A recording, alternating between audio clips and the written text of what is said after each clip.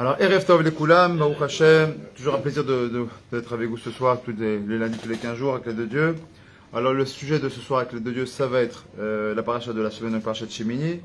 Deux sujets essentiels que je voudrais ressortir. Le premier, comme vous le savez, c'est Akadosh Baruch Hu qui demande à Moshe Rabbeinu de parler à Aaron et de pouvoir l'incrire le Hegel. Et on va voir que sur ça, de faire le fait de sacrifier un Hegel dans le Misbéar, alors qu'on est au 8e jour donc, de l'inauguration du Misbéar, on voit que Aaron à Cohen, il a honte. Il a honte, on comprend pourquoi il a honte. Il a honte parce qu'automatiquement, ça lui rappelle sa faute. Avant de commencer le shiur, parce qu'il ne faut pas que j'oublie, ce shiur a été acheté par notre ami Yaakov Mordechai pour sa réussite de la Sacharaba dans tous les kivunim, dans tous les domaines Bezrat Hashem. Bisrout, Rabbi Shimon Bar Yochai, Bisrout, Rabbi Eliezer Beno, Bezrat Hashem, Bisrout, Rabbi Yehuda ben Bar Ilai, et je rajouterai aussi Bisrout, Rabbi Kaneski qui vient de nous quitter, Dolador qui nous a quittés, grand Levaya qui montrait à quel niveau était cette personne-là, cet ange-là. Que son mérite nous protège à tous, Bezrat Hashem. Alors allez, on attaque avec l'aide de Dieu. Le premier sujet que je voudrais dire, c'est comme c'est marqué dans la paracha. Vayomer Moshe el Aaron, karav el abisbear, ve'aseh et achatatecha, ve'et olatecha, ve'chaper ba'adecha, be'adam. Donc il dit comme ça, Vayomer Moshe el Aaron. Moshe donc il parle à Aaron, il lui dit, karav et abisbear, donc rapproche-toi du misbear, donc de l'autel, Aaron, ve'aseh et achatatecha, et fais ton korban chatat, ve'et olatecha, et ton korban ola, ve'chaper ba'adecha ou ba'adam, et tu feras les caparas de tes fautes, et de la faute du Am Israël entier. Très bien. Donc déjà, la notion des korbanot, qu'est-ce que c'est qu'un korban? Un korban, hein, quand on va le traduire, le mot korban en hébreu, en français, par quoi vous traduisez, vous? Il a fait, tout le monde va dire un sacrifice. En règle générale, 9 personnes sur 10, ou pour pas dire 10 sur 10, vous diront un sacrifice. D'accord? Alors c'est vrai. Sauf que le mot sacrifice, quelque part, à mon sens, il a une connotation un petit peu négative. Pourquoi quand on dit par exemple j'ai sacrifié ma vie pour mes enfants, par exemple quelqu'un qui dirait ça sous-entend que quoi? Que la femme elle aurait pu avoir par exemple une très bonne situation professionnelle, mais elle a sacrifié sa situation professionnelle pour élever ses enfants. Donc c'est une forme de sacrifice. Donc c'est quelque chose de négatif, qui avait un rôle négatif. Ça veut dire dans le sens où je me suis enlevé quelque chose. Or le mot korban, il vient du mot offrande, c'est déjà beaucoup mieux. Et si on prend la racine du mot korban, on a le mot Karov qui est dedans. C'est un rapprochement. Le fait de faire entre guillemets, donc un sacrifice, pour parler simple, donc quand on fait une offrande, effectivement, c'est peut-être plus juste, Akadosh Baruch Hu, c'est une façon de se rapprocher de lui. Alors il y a plusieurs korbanos qui existent, on va pas les revenir parce que c'était dans la paracha, donc déjà de Tzal, et encore avant ça dans Vayikra, mais très rapidement pour comprendre, il y a certains korbanot pour lesquels le propriétaire devait les manger avec les Kohanim, d'autres où c'était que les Kohanim qui avaient le droit de les consommer, et d'autres comme le Korban Ola par exemple, parce que là on parle du Korban Ola, c'est d'où vient le mot d'ailleurs holocauste. Le Korban Ola c'est quoi? C'est un Korban qui doit être 100% consumé pour Hachem. C'est-à-dire que ni les propriétaires, ni même les Kohanim n'avaient le droit de goûter à ce Korban-là. Très bien, bon, c'est une petite parenthèse. Alors, ce qui nous intéresse, c'est de voir le Rashi là-bas sur place, quand on voit que le Rashi nous dit que Aaron a eu honte. Bosch, c'est marqué là-bas Bosch. Mazé Bosch, pas Bosch, hein, les Allemands, Bosch. Bosch dans son boucha, il a eu honte. Et pourquoi il a eu honte? Parce qu'on dit, mais attends, je comprends pas. On n'a pas, normalement, il y a une notion comme ça dans la Torah où quand une personne a fait une faute et qu'elle a fait teshuva, on n'a pas le droit de rappeler la faute. Par exemple, quelqu'un qui, je sais pas moi, qui ne mangeait pas kasher. Maman, je mangeais vraiment pas kasher. Okay, c'est un peu le sujet d'aujourd'hui aussi. Mangeait pas kasher. Il a fait teshuva là-dessus. On ne peut pas lui dire, mais qu'est-ce que tu me parles, toi? T'as oublié les moules et les huîtres que tu tapais, et maintenant tu me dis, tu manges la maladrine, et moi, parce que je mange le shram nochi, tu me sautes dessus, t'as oublié que tout ce que tu as mangé. De dire ça, c'est assourd. Non, je pas shoot. Alors, de ce principe-là, si c'est assourd. Alors, Aaron, il dit à Moshe, mais pourquoi il est honte à Aaron? Il dit, mais attends, pourquoi vous me demandez à moi d'amener un Hegel? Parce que bien sûr, dès qu'on dit Hegel, on pense Hegel à Zahav. Hegel à Zahav, c'est donc le Vaudor. Et le Vaudor, a priori, on impute cette faute-là à qui? À Aaron à Cohen. A priori, même si on sait très bien que c'est les deux enfants de Bilham qui étaient là, qui ont fait du kishoufim, etc., parce qu'ils voulaient sauver là-bas bon, c'est très kabbalistique, des âmes un peu maléfiques, et il fallait à travers ça qu'il y ait des animaux qui viennent brouter les herbes, etc., pour les sortir d'Égypte, etc. Donc ils ont fait des kishoufim pour qu'on fasse un Hegel. Donc pourquoi c'est sorti un Hegel? C'est pas qu'il voulait faire un Hegel à Ron à Cohen, seulement comme il a pris l'idée des enfants de Bilam, comme ça nous dit le Zohar, alors c'est comme ça que c'est sorti, c'est un Hegel qui est sorti. Bref. Toujours est-il qu'on lui impute quand même malgré tout cette faute-là. Bon. Donc lui il dit non, j'ai honte, je veux pas. Et Moshe Rabbeinu lui dira mais de quoi t'as honte? Il dit mais de quoi t'as honte? L'écart Bacharta. Pour ça t'as été choisi. Et ça c'est très compliqué. T'as été choisi. Si on s'arrêtait à ça, dans le chat, le mettre c'est compliqué. C'est-à-dire, maintenant j'ai honte on me rappelle ma faute, et donc son frère il dit mais de quoi t'as honte? T'as été choisi pour ça. Alors ça te fait une double honte. Oui, alors quoi? Non seulement je vais vous rappeler ma faute, et tu dis j'ai choisi d'Afka moi pour ça parce qu'on me rappelle ma faute. C'est évident que Moshe Rabbeinu, c'est pas ça qu'il veut dire, donc on va essayer de comprendre ensemble ce que ça veut dire. Donc je vous propose qu'on rentre un peu dans le texte, on va essayer de traduire, surtout d'expliquer avec l'aide de Dieu, sur Bénétion. Je dis bien ce que va nous dire ici Bénétion.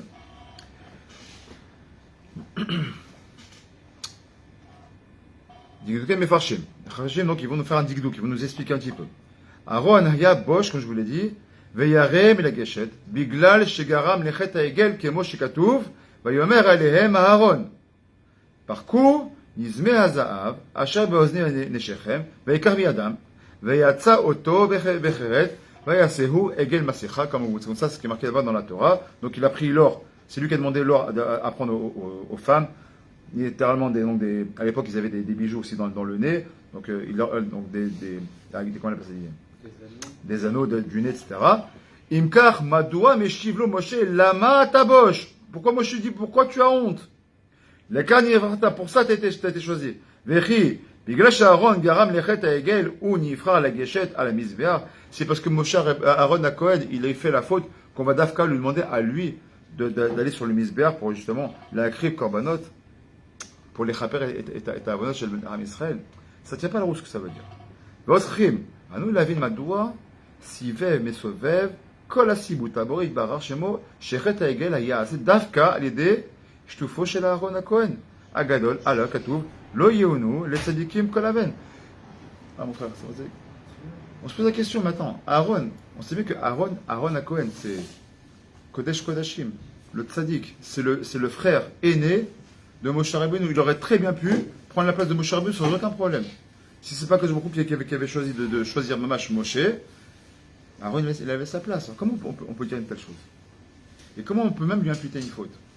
Écoutez bien, touchez bien vos satures parce que ça va nous donner pour nous, Bezrat Hashem, une grande patente pour nous sortir de la boucle quelquefois quand on a fait des fautes nous-mêmes. J'essaie d'expliquer ça. Il dit comme ça. Le Baal Shem Tov vient, il nous fait une akdama qui est nifla. Il dit comme ça. C'est marqué dans la Gemara Rosh Hashanah. Klal Gadol. Shekol she'eno mechouyav badavar eno motzi tarabim yedei chovatan. Il y a un klal gadol, il y a une généralité qui est ramenée là-bas dans la Gemara, dans la Maseret Shabbat, Rosh Hashanah, qui nous dit comme ça. Kol she'eno mechouyav badavar, tout celui qui n'est pas obligé dans une chose, alors il peut pas, la tzedek chova, il peut pas acquitter une autre personne. Par exemple, est-ce que un enfant, il pourrait nous acquitter de la lecture de la Megillah, par exemple? Non. Pourquoi? Parce qu'un enfant, par définition, il n'est pas assujetti, on parle d'un enfant, par exemple, qui a 6-7 ans, il n'est pas assujetti à la mitzvah de la Megillah, donc il ne peut pas, du fait qu'il ne peut pas lui-même, il n'est pas mechouyav, il n'est pas obligé de faire cette mitzvah-là, il ne pourra pas non plus nous acquitter de cette mitzvah-là. D'accord? Donc, ce que dit ici le klal. Très bien. Alors, lui, il va en venir. Pshatou, shekol misheno chaya b'mitzvat ce que je viens de vous expliquer, et no yachol et tarabim dechovatam. Par exemple, on ramène toujours les exemples de qui? Le cheresh, d'accord, donc le sourd, le choté, donc l'homme qui est littéralement stupide, ça veut dire une personne qui est un peu légère d'esprit, on va dire, qui réfléchit pas bien. Le katan, comme je vous l'ai dit, d'accord, et dans certaines mesures, la femme. Pourquoi? Parce que la femme, par rapport à un certain nombre de mitzvot, où elle est pas tour de tout ce qui est mitzvot qui sont dépendantes du temps, du fait qu'elle soit pas obligée, elle ne soit pas même mechuyavot, par rapport à ça, elle ne peut pas nous acquitter par rapport à ça. Très bien. Ok. Mais la reine, M enam reoyim litkoa beshofar, par exemple, dans le cas du shofar, par exemple, un cheresh, un sourd qui n'en entend pas, d'accord, il ne pourra bien évidemment pas nous acquitter, même s'il sonne très bien le chauffard, il ne pourra pas nous acquitter parce que lui-même il n'est pas tour. Quelle est la tête de Chova? Très bien. Maintenant, le remède qu'il nous donnait ici, c'est quoi? Ine, tachil tavoda tatzadik, shebaolam hazeh, i larzir et Israël betshuva al chateem. Pourquoi on a des gdolim comme Rabbi David Abkhatsir, Rav Kamenetsky, Zechron HaKadosh Baruch, Rav Ovadia Yosef, tous ces gdolim, Rabbi Lubavitch, Rabbi Nachman Breslev, pourquoi tous ces gdolim, tous ces grands noms, on les a gardés en tête? Parce que tout le lien du tzaddik, c'est de faire quoi? C'est tout simplement de ramener les brebis dans le camp, c'est de ramener les Bnei Israël vers Borom. Ou le karevam le aviem sheba shamayim. Oulam, Omer Abal Shem Tov. Klal gadol hu shebiyadenu. Shatzadik yachol le'alot ou letaket d'Israël michatehem. Rak, écoutez bien cette phrase, rak im yesh lo yerida ktsat. Et ça, c'est magnifique.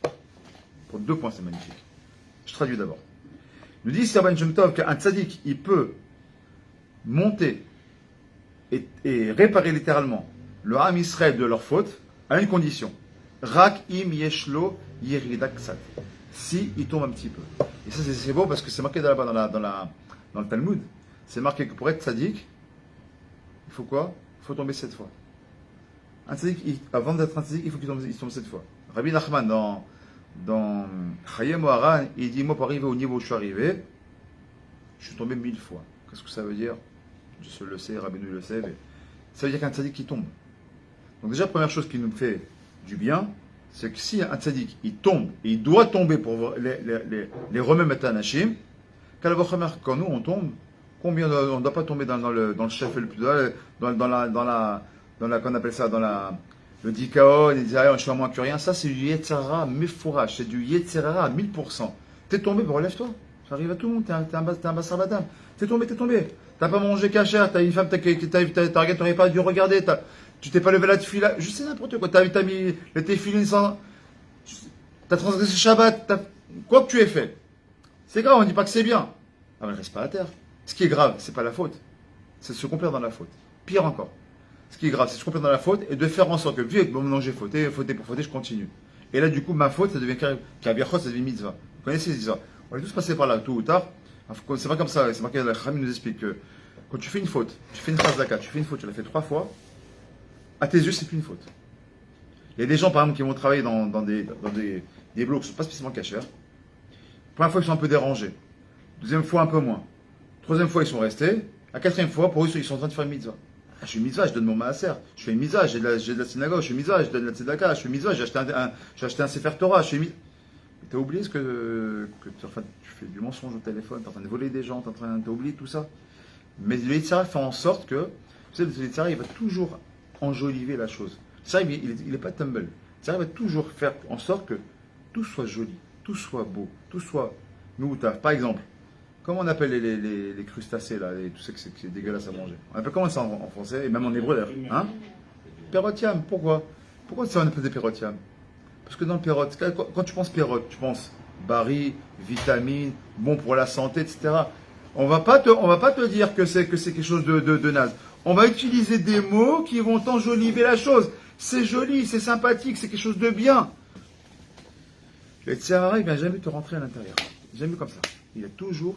Le Yitzhara, il est comparé aussi, vous savez à quoi? À l'eau. Alors quand général, on dit toujours En Maïm est là.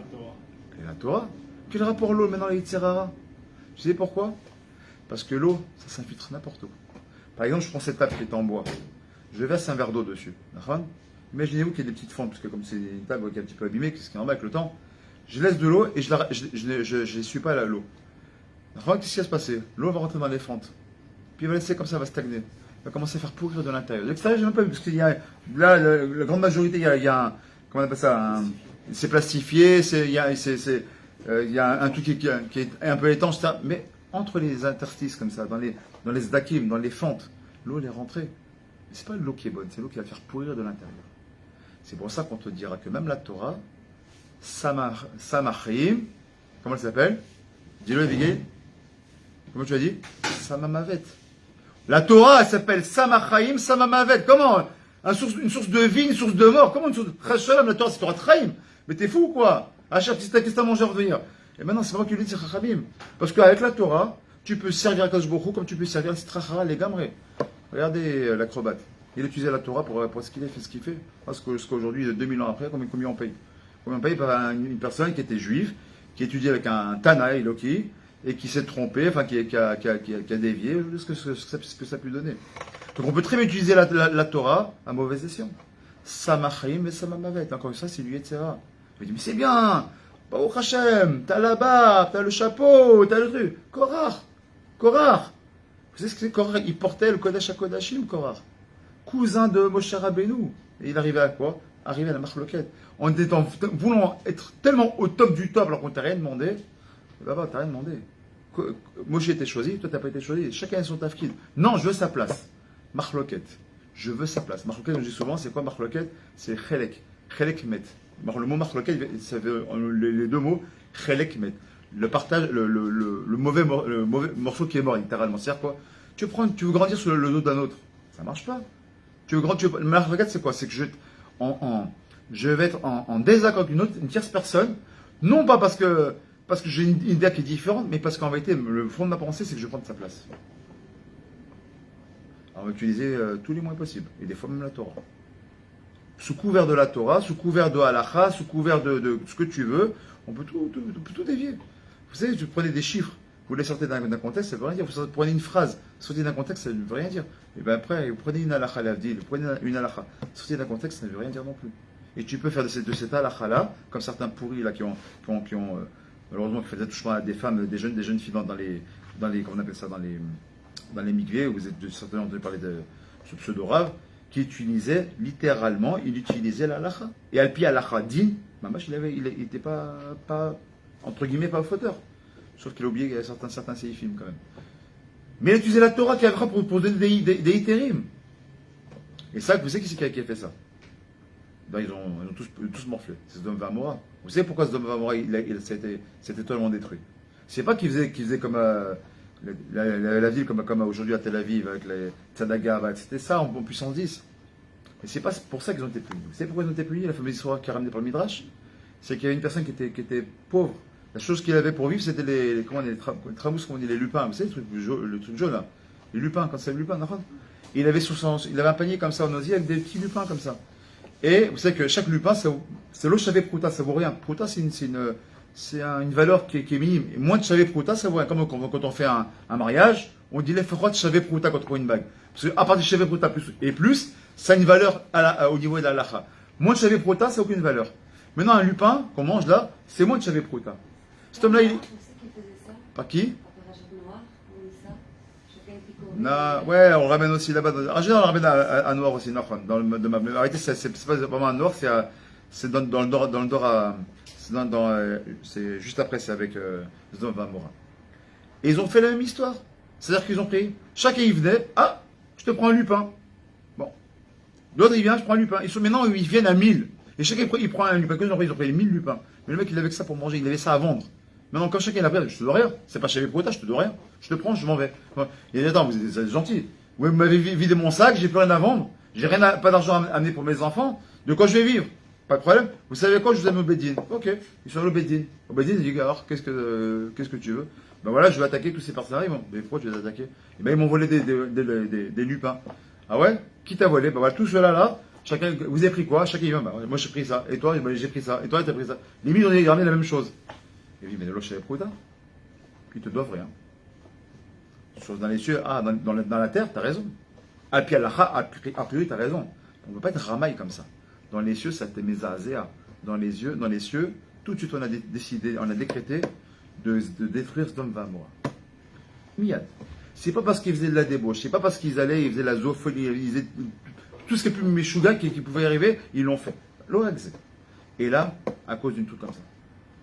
Donc pour te dire que des fois quand tu prends la lacha, tu vas la détourner, ne crois pas, parce que tu veux jouer au plus malin avec Akadosh Baruch Hu, ça marche pas comme ça. Donc on vient ici comme ça, nous dit ici, le Rav, le Baal Shem Tov Akadosh, Baal Shem Tov, il nous dit comme ça, pour qu'un tzaddik il puisse réélever le peuple, il se doit lui-même de tomber un petit peu. Sans ça, s'il est trop élevé et le peuple il est en bas, il n'y a pas de connexion possible. Des fois, c'est comme nous en tant qu'adultes, un enfant il tombe par terre. Ben, qu'est-ce qu'on va faire? Des fois, il s'est fait mal. Ouais. Bah, lève-toi! Ça, bon, ça c'est très, très marocain. Lève-toi! Non, un homme normal, qu'est-ce qu'il va se faire? Il va se baisser, il va ramener son fils. Mais tu t'es baissé, mais moi, je suis un adulte, je vais. Ben oui, mais c'est comme ça. Le petit, il s'est fait mal. Donc toi, quel sadique, t'as le grand? Mais le petit qui s'est fait mal, qui est fauté, tu te mets à genoux, tu le ramasses. C'est exactement l'image. C'est que l'autre sadique, il doit tomber, qui avait retombé un petit peu, mettre un peu la main dans la boue pour pouvoir relever le peuple. C'est ce qu'il nous dit ici. Rak imiesh lo yeridak tzat. Tzat, on n'est pas dit dans la chachondon. Yeridak tzat. Veliot mechouyav, pourquoi? Parce que si tu descends un petit peu, tu deviens mechouyav. Qu'est-ce qu'on a dit juste avant? Celui qui n'est pas mechouyav, celui qui est, pas, qui a un peu d'obligation, alors il ne peut pas l'être traité. En français, et comment dire en français? Acquitter une autre personne. On l'a dit, un sourd ou un enfant, il ne peut pas quitter une personne d'une misa, comme le chauffard par exemple. C'est ce qu'on a dit tout à l'heure. Mais si tu es le tzaddik, gamour, et tu n'as pas fait de faute, bah, tu ne peux pas faire tes chouvas aux autres personnes et expier leur faute parce que toi-même tu n'es pas fauteur. Mais si maintenant tu descends un petit peu et tu as au moins une faute sur toi, c'est pour ça que rappelez ce qu'on est dans le Pasouk, Vayomer Moshe el Aaron, Karov et Amizbea, Vease, et Chatatecha. Mazé Chatatecha, comme un Chatat. C'est Mazé Chatat, c'est la faute. Quand on a fait une faute Beshogik, par exemple, on doit amener un Karov comme un Chatat. Vous savez ça. C'est pour celui qui va transgresser Shabbat, Befaresia, s'il y avait le Beth Amikdash aujourd'hui, celui qui est en train de Mamash Befaresia Shabbat, Khavski là.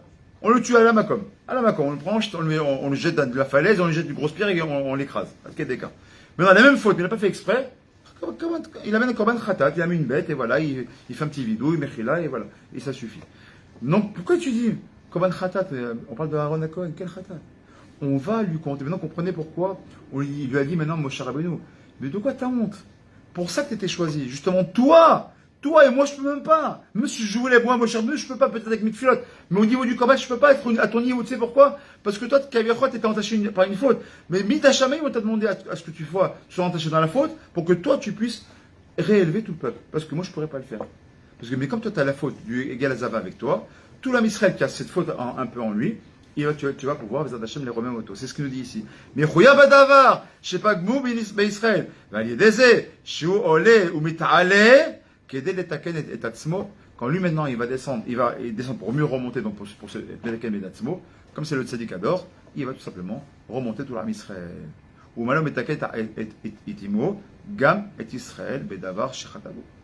Très bien. Il vient comme ça et il continue. Les fils, Lomar. Akadosh Baruch Hu, il a dit comme ça à Aaron à Cohen, Yeh shutaf l'asiat haegel, ou kevan sha'Aaron atil liyot Cohen gadol. Il a fait à Akadosh Baruch Hu, il a fait exprès de le faire fauter, alors que Moshe Rabbeinu allait chercher la Torah, de faire tomber Aaron à ce moment-là, parce que Akadosh Baruch Hu, comme il connaît tout, il a une vision globale de son monde, de comment ça va se passer, il a fait en sorte qu'il fasse cette faute-là. Que Chou, quand il a voulu se mettre, il a été tué, et c'est lui qui a dû prendre la place. Pourquoi? Parce qu'il a dit qu'il devait devenir quoi? Kohen Gadol. Sheyavi, Korbanot, Lechaper, Avonot. Et on sait que le Kohen Gadol, c'est celui qui va atteindre le plus haut niveau de sainteté, qui est Nefesh, Ruach, Neshama, Chayav, et la dernière c'est Yechida, c'est le niveau le plus élevé de l'âme. Et quand est-ce qu'on peut atteindre ce niveau-là? Il faut 3 conditions. Première condition, ce soit un Kohen Gadol, pas un autre. Que ce soit Yom Kippourim, et ce soit où? Dans le Kodesh HaKodashim. Et le seul qui pouvait faire ça, à cette époque-là, c'était automatiquement Aaron Cohen. Et comme en plus il avait la faute avec lui, c'était la meilleure Izdanout, opportunité pour Bezat Hashem, sauver tout le peuple. C'est ce qu'il nous dit ici. Et il continue. Ou Me'ata. Donc maintenant, on peut mieux comprendre ce qu'il nous dit Chazal. Shaya Aaron Bosch. La Geshet, donc on comprend qu'il avait honte et qu'il ne voulait pas s'approcher par rapport à la faute du Hegel.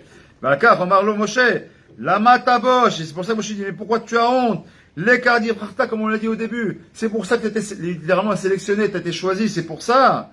Adraba, au contraire, tu devrais être heureux. Biglal, du fait que tu as été choutaf avec ça, il lui dit, dans le secret là, Ayaze, mina shamaim, shetie mechouya badavar. C'est des cieux qu'on a demandé. Donc ça veut dire quoi pour nous? Ça veut dire quoi pour nous en l'an 2022 de l'ère vulgaire? Le 21 mars 2022, 19 Adar, Bet. Qu'est-ce que ça veut dire pour nous? C'est que quand tu as fait une faute, ne crois pas que c'est un que de toi. C'est que Bid Hashem a voulu que tu fasses une faute. Tu sais pourquoi? Parce que ce qu'on attend de toi, c'est que tu fasses tes choux. Et tu sais pourquoi? Parce qu'on s'est marqué devant un Baal Teshuva à Abiti, même le tzaddik gamour, il ne peut pas se tenir. Vous comprenez? Encore une fois, c'est pas moi, ça c'est le Talmud. Allez voir dans la Gemara, c'est marqué noir sur blanc. Devant une personne qui fait teshuva amitit, un Baal teshuva, c'est pas qu'il y a choser teshuva, Baal teshuva. Même le tzaddik gamour, c'est qui n'a pas fait de faute bichlal, il peut pas, l'homme dit il peut pas tenir devant lui. Ça veut dire quoi? C'est quelqu'un qui était shafel, qui était en bas, qui a fait une faute, le fait qu'il fasse teshuva, il peut être encore beaucoup plus élevé que celui qui n'a jamais fait une faute. Vous vous rendez compte de ce que c'est? Vous vous rendez compte de la notion mamache profonde de ce que c'est que la teshuva? Vous savez que la teshuva, c'est marqué comme ça que 976 générations avant la création de la Torah, Kadosh Baruch Hu, il a créé la notion de la teshuva. Alors pourquoi 976 générations? J'en sais rien, je ne sais pas. On dit ça à Kadosh Baruch Hu, moi je ne sais pas. Peut-être mes collègues savent, moi je ne sais pas. Mais toujours est-il que, une question simple qu'on peut se poser. Comment tu as créé la notion de teshuva avant même d'avoir créé la notion de la Torah? C'est quoi? Tu savais qu'à Kadosh Baruch Hu, que tu allais faire une Torah qui allait être transgressée? Oui. Pardon? Troufa gadol la maka. D'accord? Il y a troufa gadol. Mais je viens de te dire, pourquoi tu fais de la maka? Tiens, normalement, tu dis, ok, Akadosh Baruch Hu, je suis Dieu, je veux un monde parfait. Je vais choisir le Lam Israël, Asher Bacharbanu Mikol Amim. Il nous a choisi, nous, ok. Bon, et si maintenant, je vois qu'ils tiennent pas la route, je vais leur donner maintenant une notion de teshuva. Oh, tu sais quoi, je vais être gentil. Au même moment, je donne la Torah, je donne la teshuva. Non. La teshuva, elle a devancé Mizman. Avant même la notion de la Torah, avant même la notion de la création du monde, de la création de l'homme, la notion de la teshuva a été créée. Tu sais pourquoi? Parce qu'il n'y a pas plus beau pour Hachem que celui qui reçoit la teshuva. À ses yeux, c'est quelque chose d'encore plus beau, qui est beaucoup plus grand. Parce que quand tu fais teshuva en général, tu as amitié. Quand tu as connu les sales choses et Bémet, tu t'es séparé de ça, Bémet, je parle devant, on parle encore une fois, on parle de Baal teshuva amitié, on parle pas de la chose de teshuva. Baal teshuva amitié, c'est que Bémet, il s'est arraché de ça. Vous savez pourquoi? C'est très simple. Si on devait schématiser de façon très théorique, bien sûr, et très simpliste, j'ai déjà fait ce genre de choses plusieurs fois, mais c'est même de le dire. C'est comme si voilà, on est une échelle entre 0 et 100. 100, c'est la plénitude, c'est quand on est au top. Okay, c'est le tzaddik gamour. Et le moins 100, c'est le rachat gamour. Et nous, on n'est pas rachat gamour. Mais avec les fautes, on est à moins 10, moins 15, moins 20, peut-être moins 30, selon chacun d'entre nous. Et quand on a commencé à faire tes choix, on s'est rapproché. Les Chabad en France qui nous ont montré un peu le chemin, qui venaient nous chercher en boîte de nuit quand on était même plus jeunes, etc. Bon, donc on fait un travail, puis après les rabbinim commencent à s'ouvrir un peu plus, les yeshivot, et puis on a commencé à comprendre, et puis on a commencé à comprendre la notion de se couvrir la tête, de tremper la vaisselle, de se rapprocher vers Odachem. On est petit à petit, on est monté. N'oublie pas, quand tu es un tzaddik gamour, tu nais, tu as 0. Encore une fois, c'est très schématique et très théorique. Je suis un tzaddik gamour, je suis né, fils de, voilà, Rav Kaneski, Zerkel Jebracha. Il est né à 0. Fils de Stapler, beau-frère ou gendre de Rav Eliashiv, etc. Bon, Gdolé adore que des Gdolim. Des braques depuis toujours. Bon, t'as commencé à 0, t'as fini à 100. On te dit Kapaïm. Mamash Kapaïm. On va dire presque à la limite, entre guillemets. Bon, c'est un peu normal. Tu connais comme toi le football, tu sais pas ce que c'est. Messi, tu connais pas. Le seul Messi que tu connais, c'est le Machir. Nous, on était entachés par la radio, le téléfootball, le machin, le truc. Non, on était entachés par tout ça. Le cinéma, les études. C'est une notion qu'on le veut pas, occidentale. Maintenant, nous, on vient de France, de trucs, ou de Navarre, on vient de très bas, on vient de moins 30. Puis déjà, on arrivait à 0. Donc déjà, on n'est pas à 0. Parce que de moins 30 à 0, on a déjà pris 30. Et si on n'arrive rien qu'à 70, alors qu'est-ce qu'il arrivait à 100, lui? Mais nous, on n'arrive qu'à 70. Kaviachol, déjà, on est au même niveau que Rav Kaneski. En théorie, vous comprenez ce que je veux dire? Parce que j'ai fait mes moins 30 plus 70, je suis arrivé en unité, je suis déjà à 100. Alors Kaneski, il est aussi à 100. Mais j'ai encore un potentiel que lui, il est déjà arrivé au top. Il me reste encore les 30 que je pourrais encore le récupérer. Potentiellement, si je fais un de plus, au lieu de 70, je fais 71, potentiellement, je peux rendre Rav Kaneski. Potentiellement. Façon de parler, encore une fois, c'est très théorique, mais pour comprendre ce que c'est que la notion de Teshuva. Et là, on comprend ce que dit la Gemara. Devant un Baal Teshuva Amiti, même le tzaddik gamour, il ne peut pas tenir. Pourquoi? Parce qu'effectivement, quand tu étais loin, c'est comme les Bnei Israël. Ils sont partis de moins 49 degrés de Touma. Pourquoi le Dordéa, il a pu voir Hachem? Ils ont vu Hachem. Ils ont entendu les colonnes. On est qu'on est en train de dire. Alors, l'Échan n'a pas supporté, certes, mais ils ont vu et ils ont entendu Hachem. On parle des Bnei Israël. 600 000 âmes qui étaient là, qui ont vu de leurs yeux vus. Pourquoi? Parce qu'ils sont de moins 49 de Touma, d'accord, qu'ils sont sortis d'Égypte, à plus 49 degrés de Tahara. On découvre le niveau qu'ils ont pris. On les appelle Dordéa. C'est pour ça qu'eux, ils ont eu la possibilité de voir un Kadosh Baruch Hu. Donc quand on fait une faute, on le dit, je suis un nul, je suis un mauvais, je suis un âge, je suis ceci. Bon, ok, Habib, ou pire que ça, parce que nous, à la limite, on peut se reprendre en main. Mais encore une fois, quand je parle aux gens, je parle pour moi le premier. Ma femme, elle est présente ici. Quand nos enfants ils partent un peu en vrille, c'est pas de les enfoncer, au contraire. Parce que si par envie, on doit les aider à faire tes chevaux, parce que quand il va faire tes chevaux, il va être encore plus grand de ce qu'il était avant. T'as presque envie de te dire, bon, c'est bien qu'ils sont tombés, maintenant il peut aller plus haut. Une fois que tu es tombé au sol, tu vas pas. Tu vois, même quand tu étais plus jeune, bah, tu n'iras pas plein par terre. Tu es tombé, bon, tu n'iras pas plein par terre. Bah, relève-toi même. T'es par terre, relève-toi. Tu vas pas descendre en dessous du sol. Donc maintenant tu es par terre, tu te relèves. Moi je suis un boxeur. Tu mets un genou à terre, c'est pas dire que tu es KO, tu as mis un genou à terre. Bah, prends un peu de gava, reprends un peu de force, relève-toi et mets le KO le mec en face. C'est ça. Et le mec en face, c'est qui? Ezeo Gibor, c'est qui l'homme qu'on appelle fort? Celui qui est capable de combattre son etc. Il t'a fait tomber, il t'a fait un crochet, il t'a fait tomber. Ben, relève-toi. Ouais, c'est pas facile. On n'a pas dit que c'était facile. C'est pour ça qu'il y a des rabbanim, c'est pour ça qu'il y a des chaverim, c'est pour ça qu'il y a des chavrutot, c'est pour ça qu'il y a des yeshivot, c'est pour ça que je vois il est là, il y a Siyata d'Ishmaïa, c'est pour ça qu'il y a tout ça. C'est pour ça qu'il y a les mitzvot, Torah mitzvot pour nous aider à grandir. Pas pour rien tout ça. Ce sont des éléments qui vont venir nous aider. Tous ces anges-là qu'on crée vont venir nous aider, ils ne vont pas nous laisser à l'abandon. Mais le but, encore une fois, c'est de monter. Donc on continue un petit peu sur le sujet, avant de changer. On continue Bezrat Hashem. והנה ידו של אהרון הכהן, מלבד הקורבנות שהיה מקריב כדי לכפר את כל ישראל, אוהב שלום ורודף שלום. C'est l'ostam qu'on l'a choisi lui et pas un autre. Parce que c'est sûr qu'il y en avait d'autres des sadikim. En fait, Dafka, pourquoi? Parce qu'il est Ohev Shalom et Rodef Shalom. Je rappelle que le mot Shalom, bien sûr, ça veut dire la paix. Mais le mot Shalom, il vient du mot Yefemeod. Il est entier. C'est quoi un Shalom Baïk? C'est quand tu es entier avec ta femme? C'est qu'au Béhémet, on est entier. On va tous dire des choses qui lui plaisent comme il plaisent moi. Mais la finalité, c'est qu'on soit tout en entier. Qu'on soit toujours ensemble. Qu'on soit Shalem. Pas on va cacher des choses, on va faire. C'est pas ça qui va marcher. Pareil que nos enfants, pareil que n'importe quoi. C'est quoi un vrai Shalom? Un vrai Skem Shalom, normalement, c'est quoi? Comme il aurait dit aujourd'hui, c'est la rigolade. On est en paix avec nos voisins égyptiens, Dougma. Quelle paix de quoi? Ils ne peuvent pas nous voir, ils ne peuvent pas nous blairer, t'appelles ça de la paix. En quoi tu peux utiliser même le mot paix? Quelle paix tu peux avoir avec des gens pareils? Ils pensent à la moindre chose, c'est nous envoyer des bombes s'ils pouvaient, nous écraser s'ils pouvaient. Quelle paix tu fais avec eux? Ça n'existe pas, ça n'existe pas. Paix, c'est shalom, c'est entier, c'est shalem. Et pourquoi Dafka Aaron, qui oev shalom, verodev shalom? D'accord? Mais le ragzé, c'est quoi la phrase qui suit? Il a fait, et encore à la fin, continue jusqu'à la bouche qu'au bout. Oev shalom, rodef shalom, oevet aberiot, et à la fin, c'est très important, omekarvan la Torah. Et il les rapproche de la Torah. Pourquoi? C'est quoi être un shalom? C'est pas bon, moi je fais ma vie tranquille, je fais mon Shabbat, je fais mon truc, j'ai mon étude, voilà, j'ai ma petite Keïla, mon voisin il fait rien, c'est son problème. Bah non. Ah non, tu sais quoi? Parce que lui, il est dans le même bateau que toi. Et s'il fait un trou dans la coque, bah, tu coules avec lui. Arrivé Mzalazi, c'est ça. Que ça te plaise ou que ça ne plaise pas. Le Tel Avivi qui a le tatouage, qui vit avec un homme et qui ne peut pas te voir parce que tu es un dati, et bien celui-là, toi, tu es khayab de l'aimer. Tu es khayab d'essayer même de l'aider. C'est compliqué, c'est dur. Je dis encore une fois, je ne dis pas que c'est facile. C'est même très difficile. Ah bah, c'est la médecine. C'est ce qu'on va essayer de faire en dehors. On va essayer de prendre la main. Oev shalom, verodev shalom. Oevet aberiot. Il aime les hommes. Et pourquoi c'est quoi aimer les hommes? La finalité c'est quoi aimer son prochain? Mazé Oev Shalom, Oev Kilo Tabriot, ramener la Torah. Ramener la Torah, c'est ramener vers le Borolam.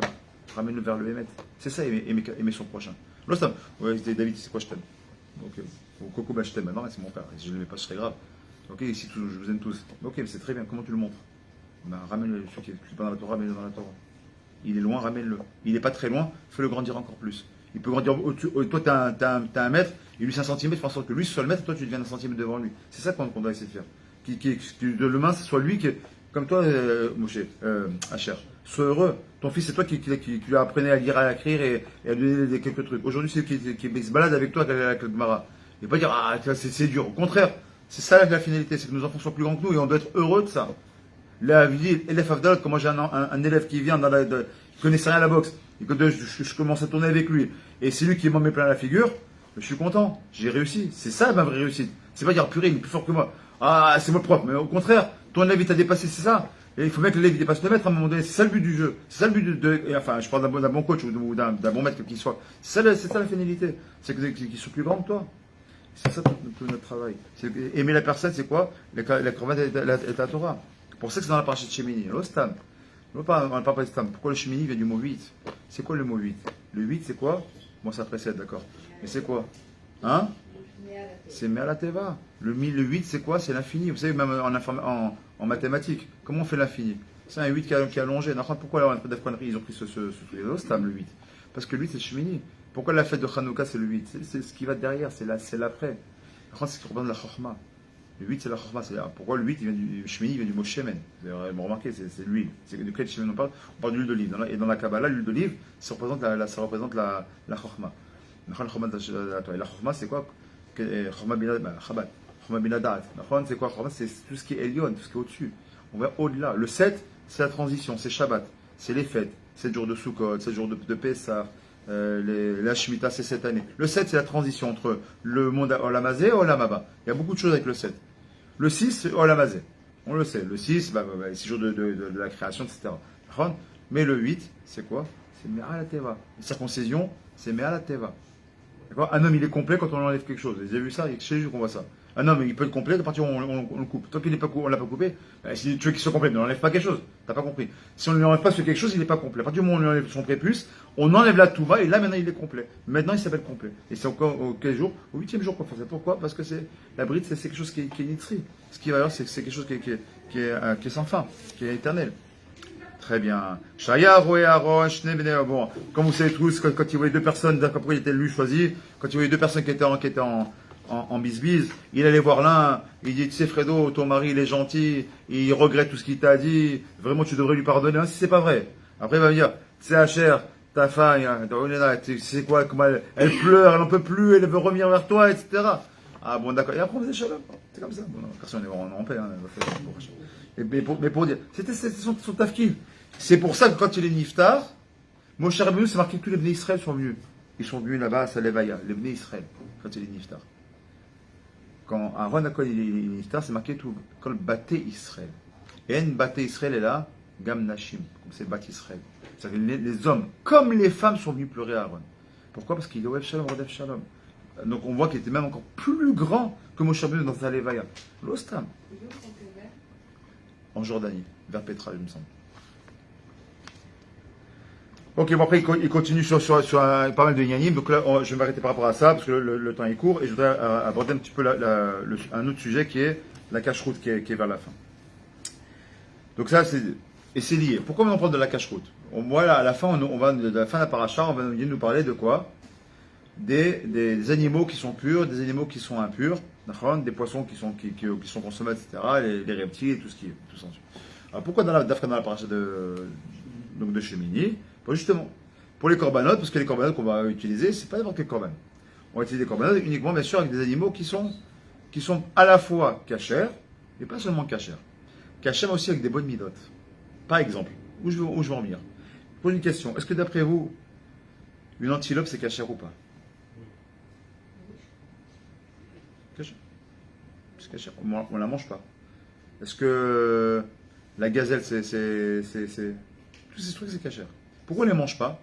Parce que ce ne sont pas des animaux domestiques, ce restent des animaux sauvages. Quand même ils sont des ruminants, quand même ils sont, etc., ils seraient cachers, on n'a pas l'habitude de les manger. Pourquoi? Parce qu'ils vivent dans la jungle, ils ne sont pas domestiqués, ils ne sont pas avec des bonnes cavéroles, des bonnes midotes.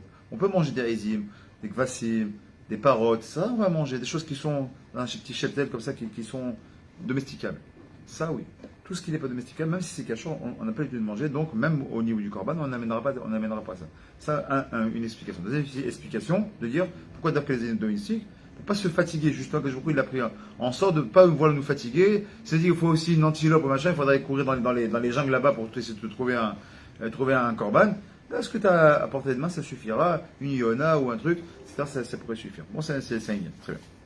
Donc là, maintenant, vous savez que on a l'habitude de dire en français, on est, du verbe être, on est ce qu'on mange. Comme je dis tout à l'heure, au niveau des âmes, on a plusieurs niveaux d'âmes.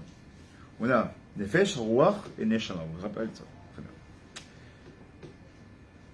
Le Nefesh, le vrai nom du Nefesh, comment ça s'appelle? Il y a un deuxième mot que le mot Nefesh. C'est Nefesh, Nefesh, d'accord. Nefesh Behemi. J'ai jamais posé des questions, ça? Mais c'est une chose Behemi. Littéralement une âme animale. C'est que nous, en tant qu'hommes. On parle des hommes, ça pas des femmes. Hein? On parle de l'homme, pas de la femme. Ouais, mes femmes, c'est pareil. Nefesh Bébé, mes femmes. Ouais, mes femmes, il a Nefesh Ruch Neshama. Chaque juif, il a Nefesh Ruch Neshama. Mais le Nefesh, on a l'habitude de dire Nefesh BMI. Quel rapport dans une âme Aïn? D'où vient ce mot BMA? Vous savez que le Nefesh, pourquoi? D'abord, c'est le Nefesh BMI. Parce que le Nefesh BMI, où est-ce qu'il se trouve physiquement? Dans quel membre il se trouve? Quel organe? Non. Non. Ma femme, tu as aidé? Non. Le foie. Il a fait, mais heureusement que tu es là. Le foie. Dans le foie. Et pourquoi le foie? Le foie, il est fait de 100% de dame, c'est 100% que du sang. Pour ça que même Al-Pikabala, pas Alacha, Al-Pikabala, on ne mange pas le foie. Le foie, c'est que du sang, c'est du Nefesh Bemi. Donc celui qui veut s'éloigner du Nefesh Bemi, celui qui veut grandir et s'approcher des racines des secrets de la Torah, jamais il mangera des abats. Et encore moins du foie. Jamais. Pourquoi il y a trop de sang là-bas? Et le sang, c'est le Nefesh Bemi, c'est l'endroit où le Nefesh Bemi, il est concentré. Genre dans le foie.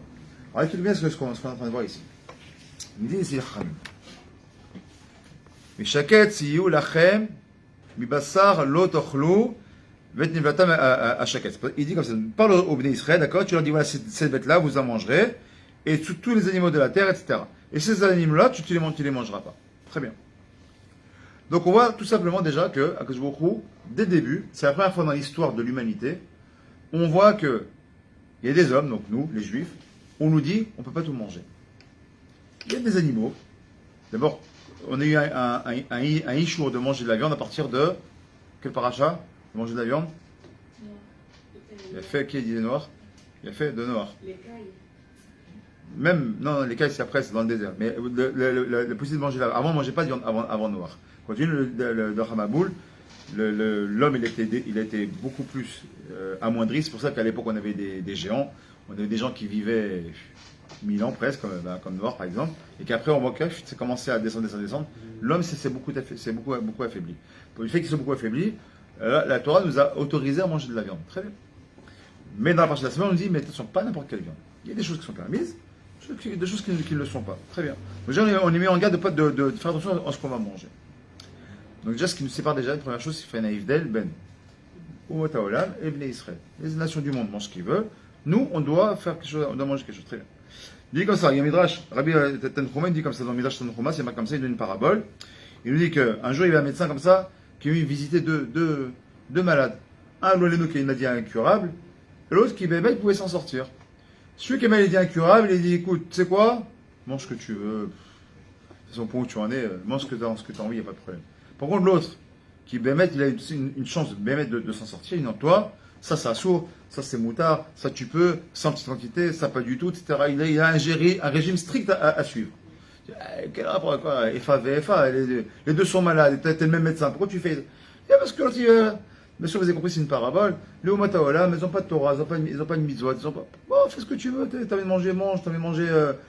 Comment il s'appelle, celui qui nous a donné la pandémie, là? Pagolin, comment ça s'appelle? Hein? Pangolin. Tu manges un pangolin, tu vas amener le Covid sur le monde. Vas-y, mange ce que tu as envie. Tu veux manger du chimpanzé, des cervelles de chimpanzé. Il faut être débile pour manger ça, mais bon, c'est ce qu'ils mangent là-bas les Chinois. Mange ce que tu as envie. Ça, tu veux manger des vers ou des cafards, parce qu'il y en a qui mangent ça. Si tu as envie. Mais toi, juif, tu peux pas. Toi, juif, non, sauf que tu peux pas. Non, parce que c'est dégueulasse. Mais tu sais pourquoi? Parce que c'est taref. Pas un taref. La Gemara dans Yoma, si je ne me trompe pas, Yoma, c'est Daf. Lametet Amoud Aleph. Lametet Amoud Aleph dans Yoma. Là-bas, il dit, il y a un mot qui est utilisé, c'est marqué, je ne me trompe pas, c'est, voilà, Venit Metem. C'est marqué là-bas, Venit Metem. Mazemit Metem, dans le sens Touma. Vous n'allez pas vous rendre tamé. Le mot tamé, normalement, il comporte la lettre Aleph. Quand vous regardez dans la Torah, Venit Metem, il écrit sans Aleph. Et s'il écrit sans Aleph, on peut le changer, on peut l'appeler Venitamtem. C'est les mêmes mots, c'est les mêmes lettres. Quel rapport il y a entre Venit Metem, Venitamtem?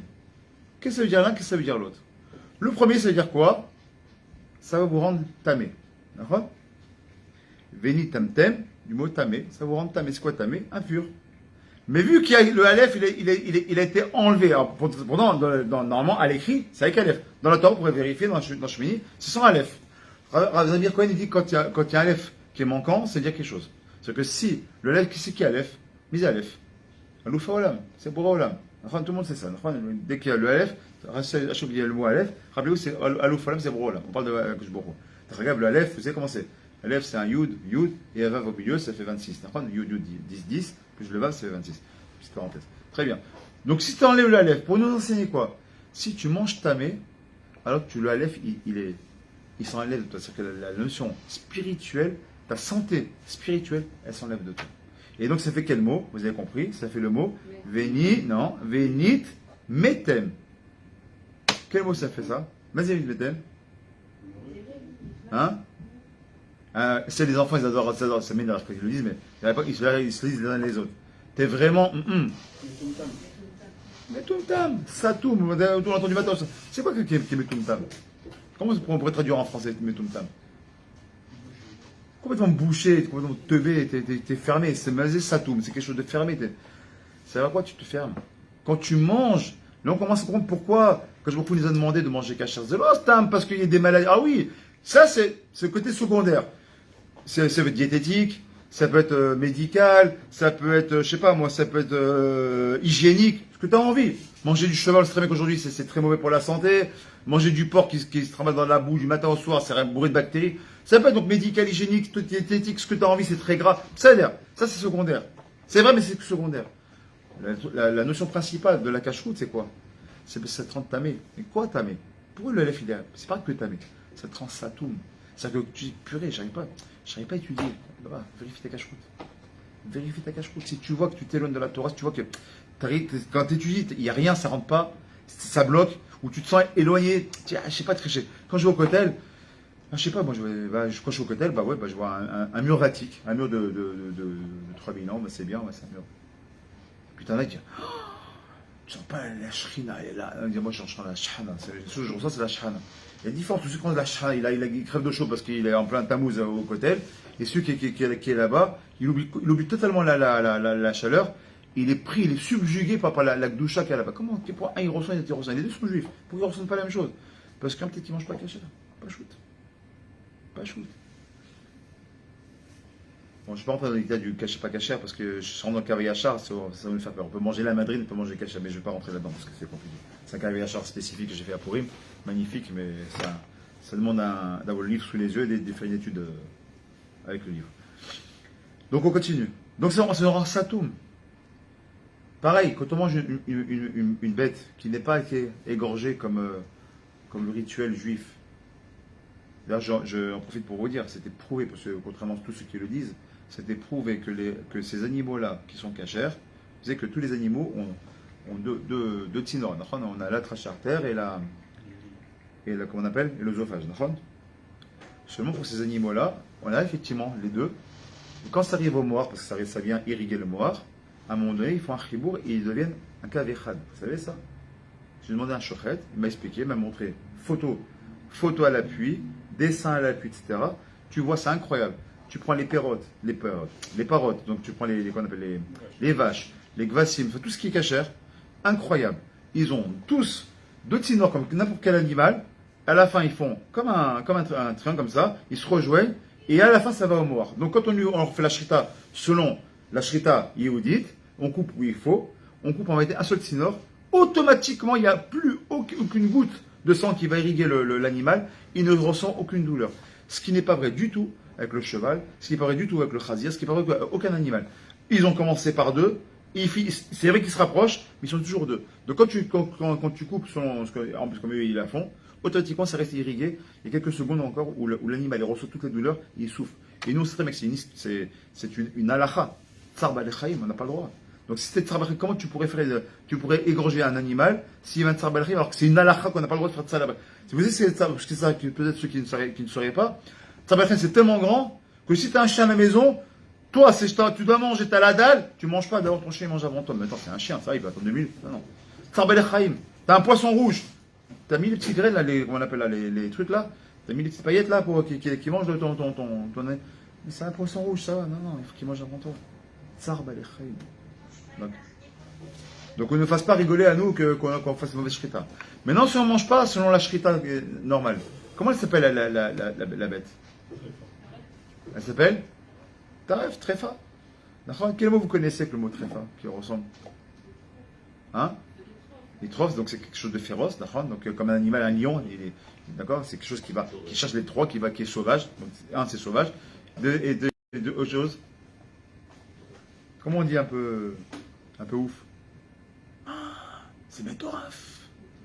C'est comme dans le slang d'aujourd'hui. Ah, c'est métoraf, c'est la folie. Mais t'es une folie. T'es métoraf. Tu manges taref, t'es métoraf. D'un côté, on a dit t'es métoumtam. T'es fermé, t'es satoum. De l'autre côté, t'es métoraf, t'es taref. Tu manges quelque chose de taref. Quand tu ne manges pas cachère, c'est pas rien que simplement que au niveau physique, au niveau physique, ça va même rien faire. Je peux te garantir que vous ne mangez pas taref, vous ne mangez pas cachère, il y a peu de chances qu'aujourd'hui, dans tout ce qui est hygiénique, etc., de notre temps, très peu de chances que tu sois malade de mode à manger du cheval. Mais c'est pas rien que ça.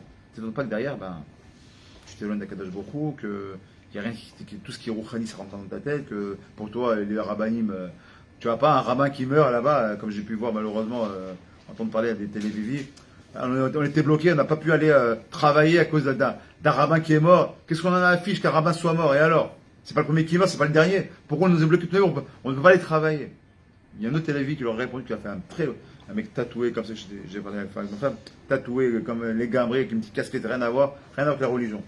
Il s'attaque à eux, il leur a répondu, mais Harif, il dit, ah, mais quand c'est vous, les télévis de gauche, là, et que quand on bloque toute la rue parce qu'il y a une manif anti-bibi, ou on bloque toute la vie parce qu'il y a la Tadagahava, la Gay Pride et machin, ça vous dérange pas de pas aller travailler une journée entière, ou voire même 2, des fois la Zagaras, des fois c'est même 3 jours. Pendant 3 jours c'est le Balgan à Tel Aviv, ça dérange personne.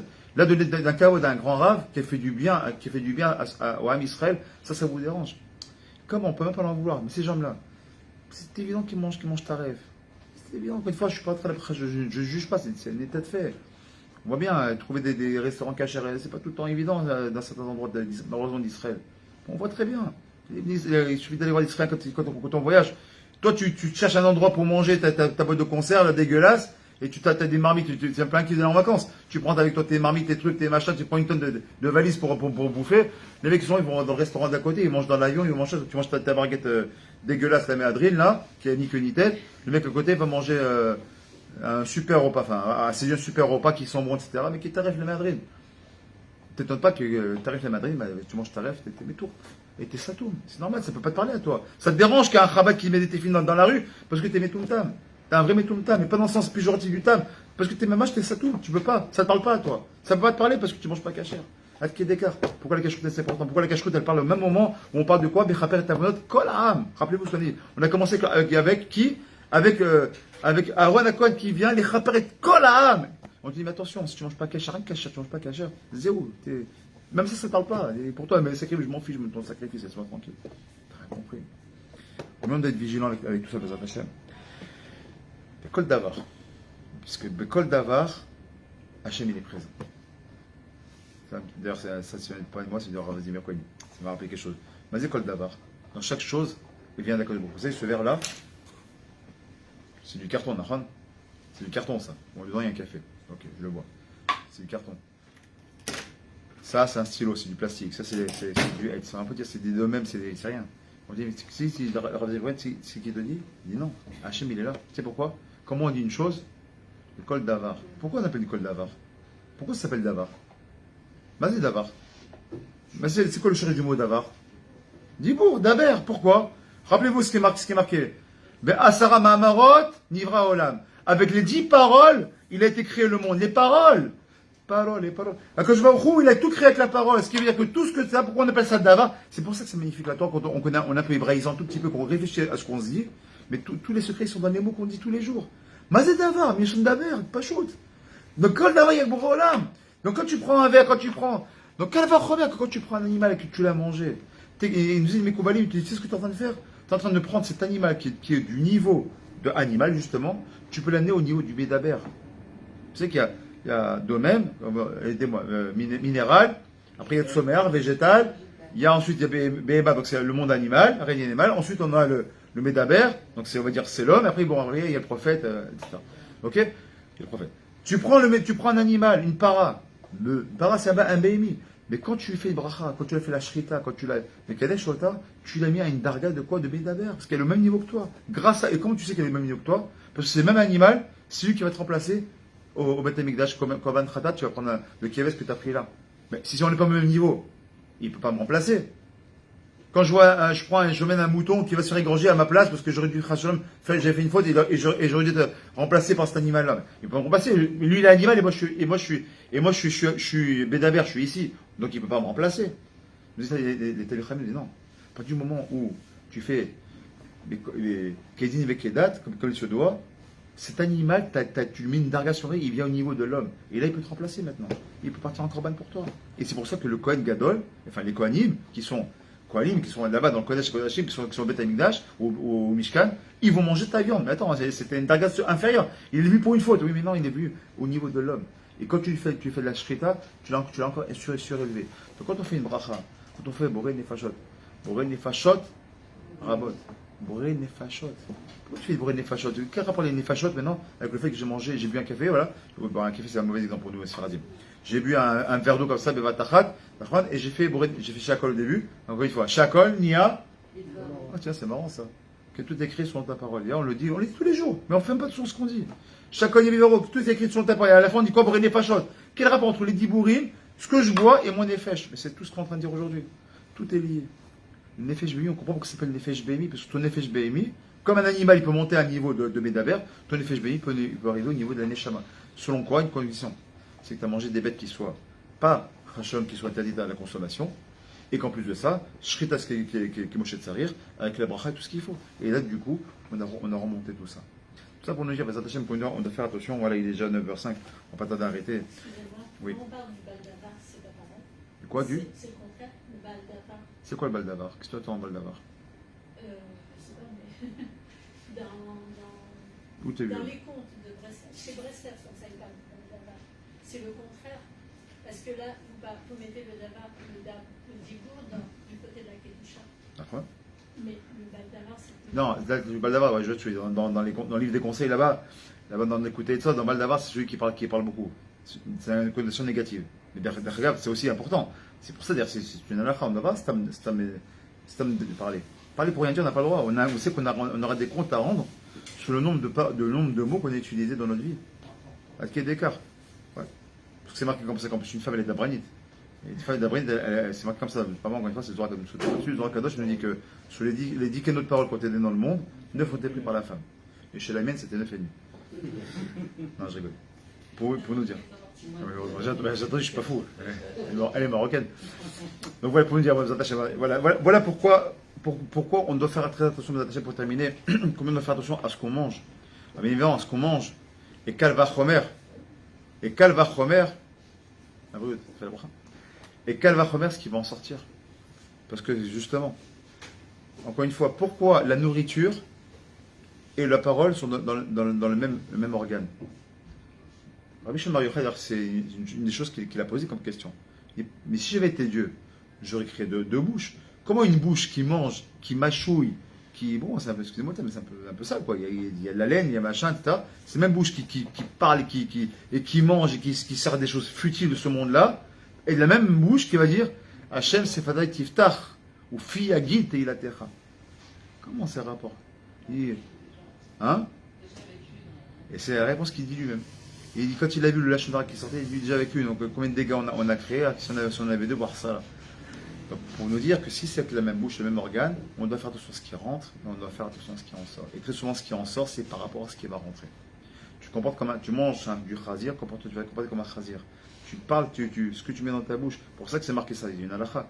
Par exemple, est-ce qu'on a le droit de répondre au téléphone ou parler au téléphone quand on est ou même simplement répondre à quelqu'un quand on est dans les toilettes? Non. Pourquoi? Quel rapport? Je dis rien, je dis des paroles. Qu'est-ce qu'il y a?